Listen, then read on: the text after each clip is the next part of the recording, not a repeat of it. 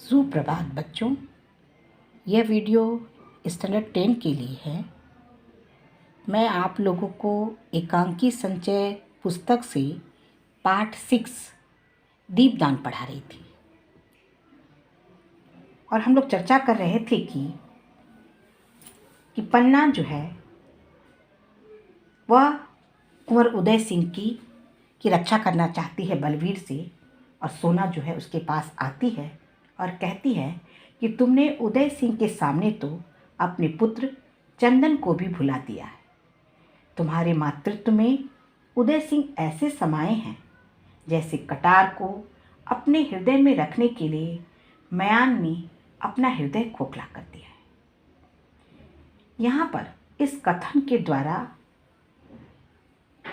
यह स्पष्ट किया जा रहा है कि कुंवर उदय सिंह के प्रति धाय माँ पन्ना के व्यवहार को देखकर ऐसा लगता है जैसे उसने उसके सामने अपने पुत्र चंदन को भी भुला दिया है। इसके पीछे कारण यह है कि कुंवर उदय सिंह की अवस्था 14 वर्ष है और वह चित्तौड़ के स्वर्गीय महाराणा सांगा के सबसे छोटे पुत्र हैं।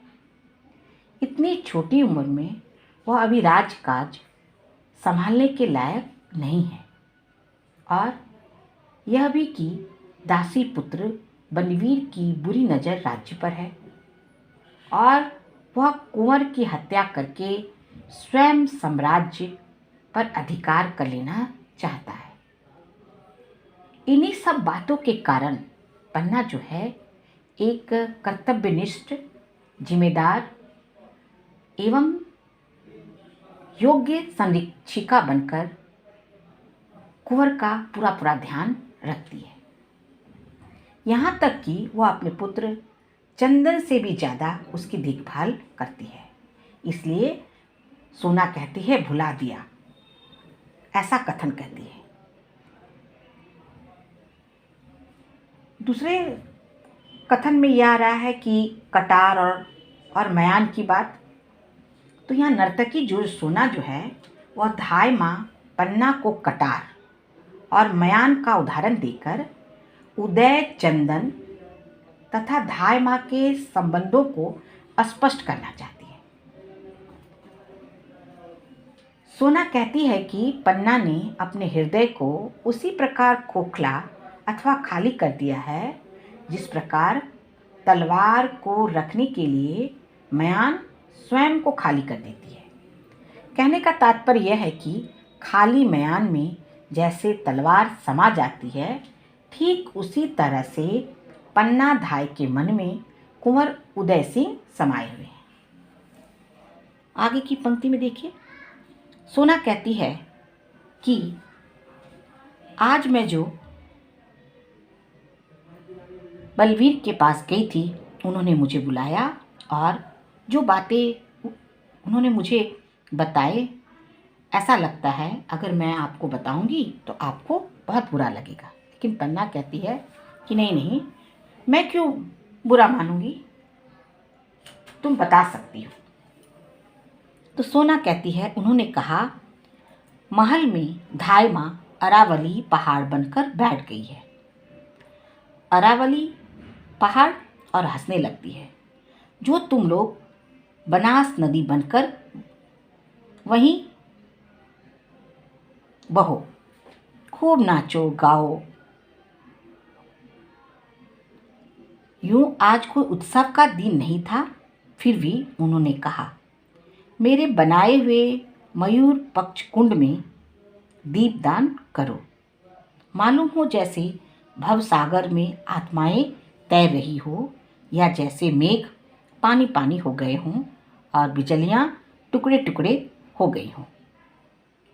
यहाँ पे अरावली पहाड़ से धाय माँ की तुलना इसलिए की गई है क्योंकि जिस प्रकार से अरावली पहाड़ अडिग और अटल रहकर सभी तरह के तूफानों और झंझावातों का सामना करता है, उसी प्रकार धाय माँ भी बनवीर के द्वारा दिए गए हर प्रलोभन लालच को से वो नहीं डगमगाती है और बनवीर के जो है कुटिल बातों का भी उस पर कोई असर नहीं होता है।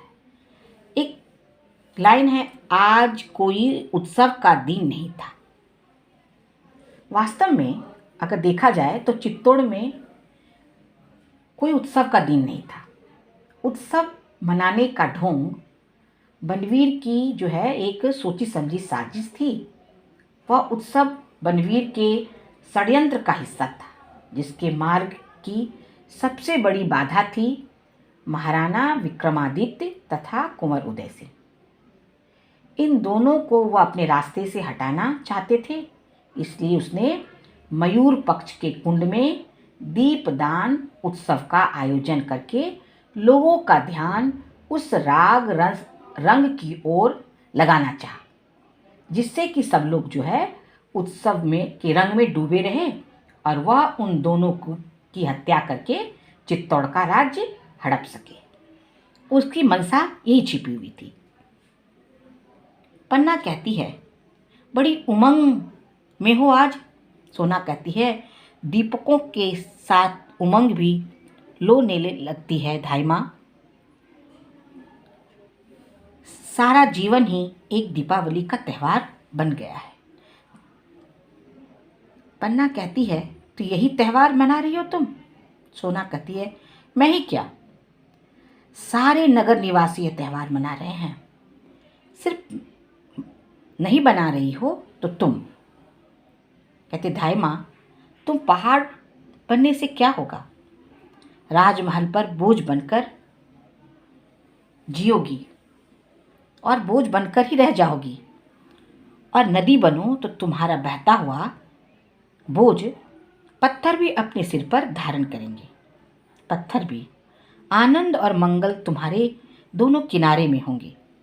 जीवन का प्रवाह होगा, उमंगों की लहरें होगी जो उठने में गीत गाएगी और गिरने में नाचेगी। गीत और नाच धाई माँ, गीत और नाच, जैसे सुख और सुहाग एक साथ हंस रहा है। और तब दीपदान का दीपक अपने मस्तक पर लेकर चलोगी। पन्ना आग्रह करती है धाई माँ से कि तुम अरावली पहाड़ मत बनो, नदी बनो। वो अस्पष्ट रूप से वो बताना चाहती है कि तुम जो है बलवीर की बातों को मान जाओ और उसके काम में मदद करो, वह जो चाहता है। पन्ना कहती है कि बलवीर के अनुग्रह ने तुम्हें पागल बना दिया है। सोना, तुम जो जिस प्रकार से तुम बोल रही हो, क्या तुम्हें पता नहीं है कि सबसे बड़ा धर्म होता है राजधर्म? लेकिन पन्ना कुछ भी नहीं सुनना चाहती है और कहती है, धाई माँ, पागल कौन नहीं है? महाराणा विक्रमादित्य अपने 7,000 पहलवानों के साथ पागल है। मल्ल कीड़ा ही तो उनका पागलपन है। महाराणा विक्रमादित्य जो थे वो पहलवानी, मल्ल कीड़ा का अर्थ होता है पहलवानी, वो देखने में हमेशा व्यस्त रहते थे। तो वह कहती है, वो राजकाज छोड़कर जो पहलवानी देखते हैं, क्या उनके लिए ये पागलपन नहीं है? महाराज बनवीर महाराणा विक्रमादित्य के आत्मीय से पागल है। वे विक्रमादित्य के अंतःपुर में प्रलाप करते हैं। अंतःपुर का अर्थ होता है स्त्रियों के रहने का स्थान। प्रलाप का अर्थ हुआ बातचीत। यह आनंद ही उनका पागलपन है। आज सारा नगर त्यौहार में से पागल है और तुम जो है सिर्फ कुंवर उदय सिंह के स्नेह में पागल हो। तो बताओ, सब कोई पागल है या नहीं? और फिर वो हंसने लगती है। लेकिन कुछ भी पूछो धाई माँ, मैं तो उन सब के पागलपन में मैं पागल हूँ। तुम चाहे जो कहो। हाँ, तो कुंवर उदय सिंह कहाँ है? पन्ना कहती है, कुंवर उदय सिंह को छोड़ो। सोना, वे बहुत थक गए हैं। अब तो सोना वो सो रहे होंगे, तुम जाओ। यहाँ कहीं तुम्हारा पागलपन कम ना हो जाए तो तुम यहाँ से चले जाओ। धन्यवाद चिल्ड्रन। आप लोग इसे एक बार पढ़ेंगे।